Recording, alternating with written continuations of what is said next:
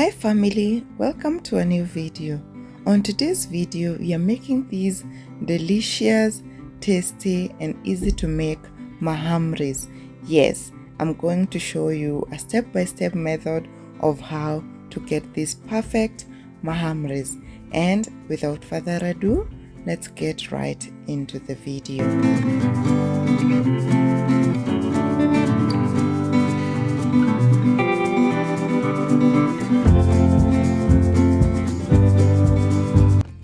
We are starting off with sifted all-purpose flour, a pinch of salt, sugar, and we are going to mix that together with our clean hand.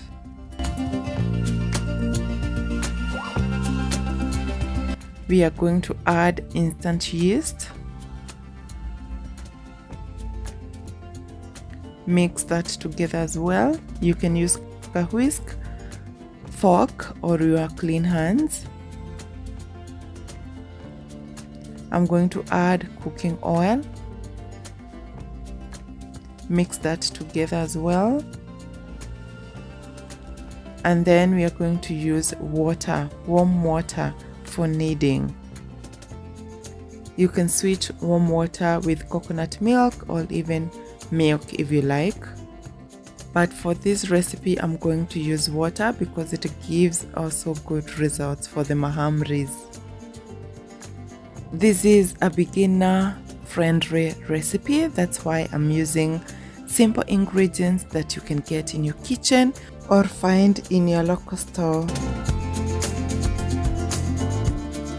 So continue kneading your dough, as this is part of the process that is going to give you soft and delicious mahamris.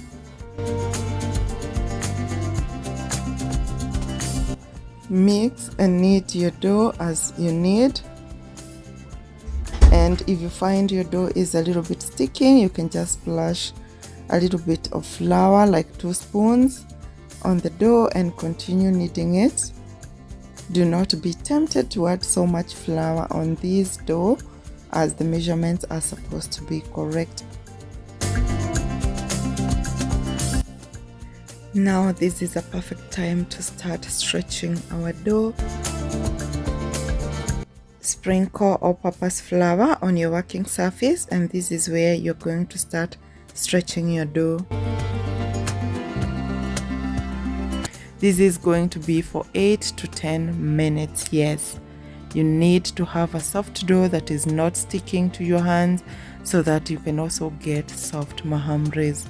So I'm going to do that now and you will see the results we get.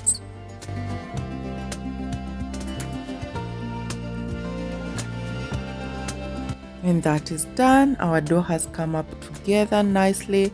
It's soft, it's not sticking to our hands, and this is what you get.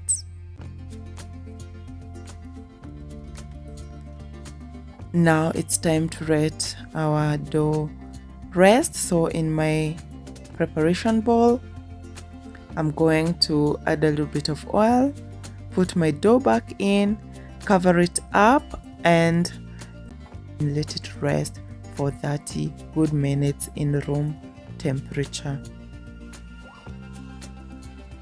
30 minutes are done, and now it's time to check our dough.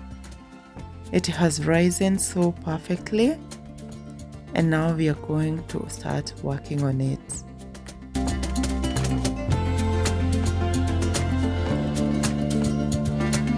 Here I'm going to portion my dough.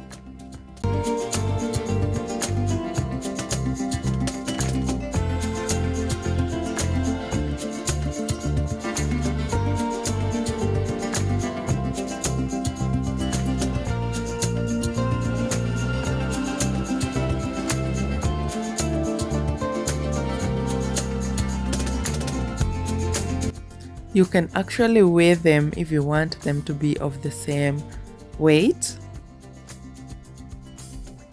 Now it's time to start folding my dough balls, and this is how I do it. You can either do it by hand or actually ball them on your preparation surface.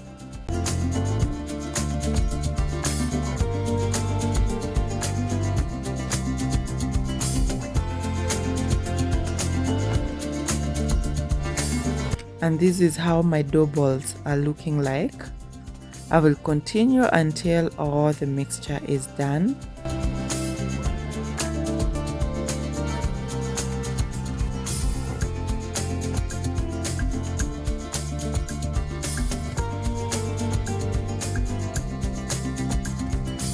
Once that's done, now it's time to start rolling them.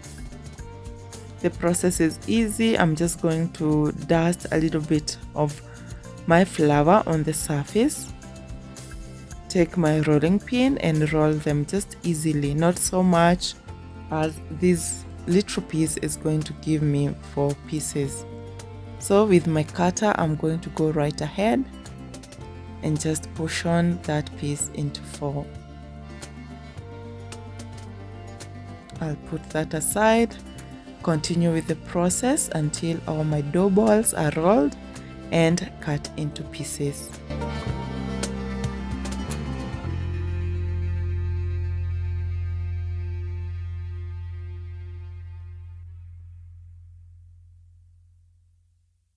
On a clean baking tin, I've laid my parchment paper, and this is where my dough is going to rest before I start deep frying.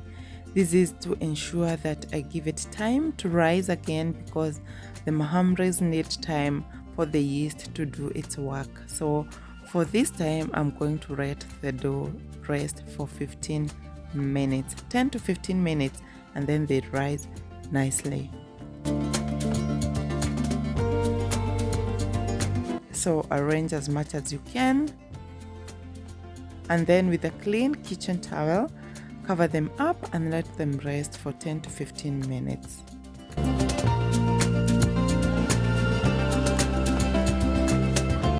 And this is how they look after 15 minutes, well risen, and it's time to start deep frying. In my pan, I'm going to pour in oil. This is cooking oil. Fill your pan halfway and let the oil be medium hot. You don't want it to be so cold because it will make your mahamris hard, and you don't want it to be so hot because it will not let them cook properly. So make sure that your oil is medium hot.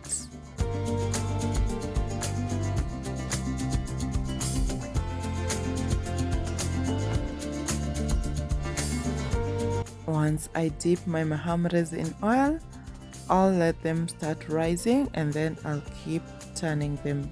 Flip them as they cook until they turn brown. Once they are browned and cooked, it's time to get them out of the cooking oil. And I usually lay mine in a clean paper towel to take off excess oil.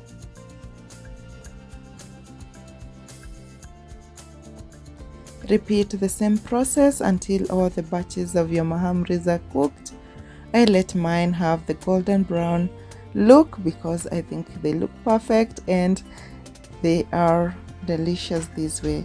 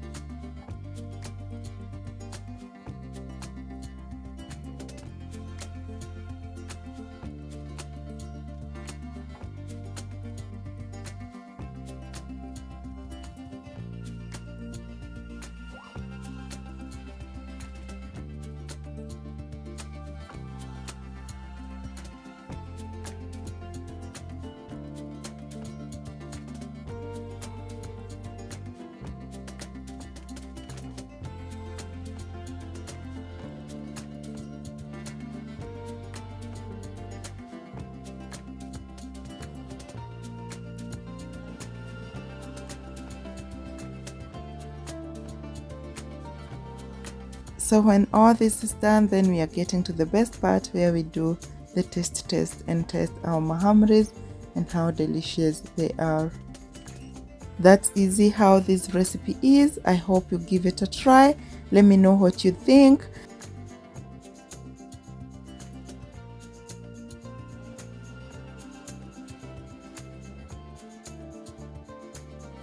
These are perfectly served with tea, coffee, or eaten as a snack, and they taste so good. Please let me know if you give this recipe a try. I'd love to know, and let me know how that goes, and I will see you in the next video. Bye bye.